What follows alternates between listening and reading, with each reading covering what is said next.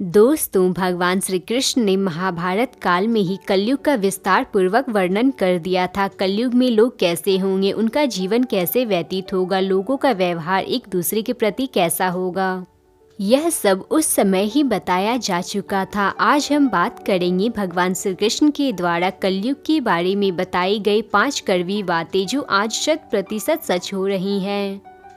महाभारत युद्ध खत्म होने के बाद पांचों पांडव के मन में कलयुग के बारे में जानने की जिज्ञासा थी और उन्होंने भगवान श्री कृष्ण से पूछा कि कलयुग में मनुष्य कैसे होंगे, लोगों के विचार कैसे होंगे, उन्हें मोक्ष की प्राप्ति कैसी होगी। ये प्रश्न सुनकर भगवान श्री कृष्ण ने पांचों पांडवों को वन में जाने को कहा और ये भी कहा कि जो कुछ भी तुम वहाँ देखोगे मुझे विस्तार में आकर बताना। तब पांचों पांडव वन जाकर वापस आए और वे पांचों पांडव भगवान श्री कृष्ण को क्या बताते हैं, ये जानने के लिए बने रहे हमारे साथ इस वीडियो के अंत तक। नमस्कार दोस्तों, स्वागत है आपका स्टार कैचर में। सबसे पहले युधिष्ठिर बताते हैं कि मैंने एक ऐसे हाथी को देखा जिनके 2 सूंड हैं। उसे देखकर मैं आश्चर्य में पड़ गया। तब भगवान श्री कृष्ण बताते हैं कि कलयुग में ऐसे लोग राज्य करेंगे जो बोलेंगे कुछ और करेंगे कुछ। ये लोग दोनों ओर से अपनी प्रजा का शोषण करेंगे।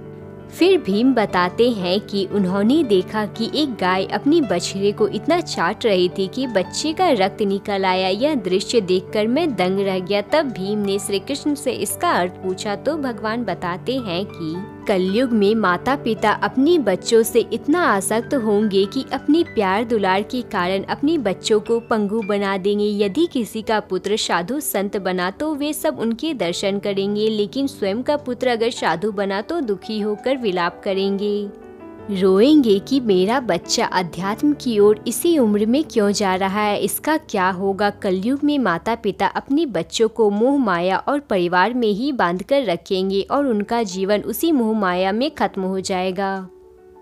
फिर भगवान श्री कृष्ण ने वास्तविकता बताते हुए कहा कि तुम्हारे पुत्र तुम्हारे नहीं बल्कि तुम्हारी पत्नियों की अमानत है, पुत्रियां उनके पतियों की अमानत है, यह शरीर मृत्यु की अमानत है और आत्मा परमात्मा की अमानत है।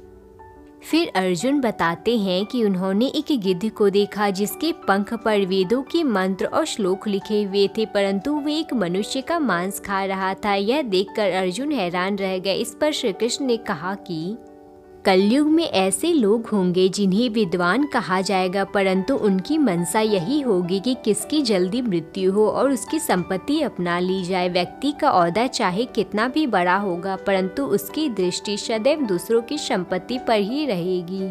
ऐसे लोग बहुत होंगे जो दूसरे के धन को छीनने को आतुर होंगे। वास्तविक संत बहुत कम होंगे। नकुल ने देखा कि एक भारी चट्टान पर्वत से गिरी और बड़े से बड़े वृक्ष भी उसे रोक नहीं पाए, परंतु एक छोटे से पौधे से टकराकर वह चट्टान वहीं रुक गई। इसका अर्थ बताते हुए श्री कृष्ण ने कहा कि कलयुग में मनुष्य की बुद्धि छिन्न होगी, उसका जीवन पतन होगा। इस पतन को धन या सत्ता के वृक्ष रोकने में सक्षम नहीं होंगे, किंतु हरि नाम रूपी एक छोटे से पौधे से मनुष्य का जीवन पतित होने से बच जाएगा। हरि कीर्तन से मनुष्य की बुद्धि प्रबल होगी। सहदेव बताते हैं कि उन्होंने वन में अनेक कुएं देखे जिनमें से केवल बीच का कुआं खाली था जो सबसे गहरा था। इसका अर्थ बताते हुए श्री कृष्ण ने कहा कि कलयुग में धनी व्यक्ति अपने शौक के लिए अपने संतानों के विवाह उत्सव में बहुत अधिक धन खर्च करेंगे, परंतु जब भूखे को देखेंगे तो उसे पेट भर खाना देना या उसकी मदद करने में उसे कोई रुचि नहीं होगी।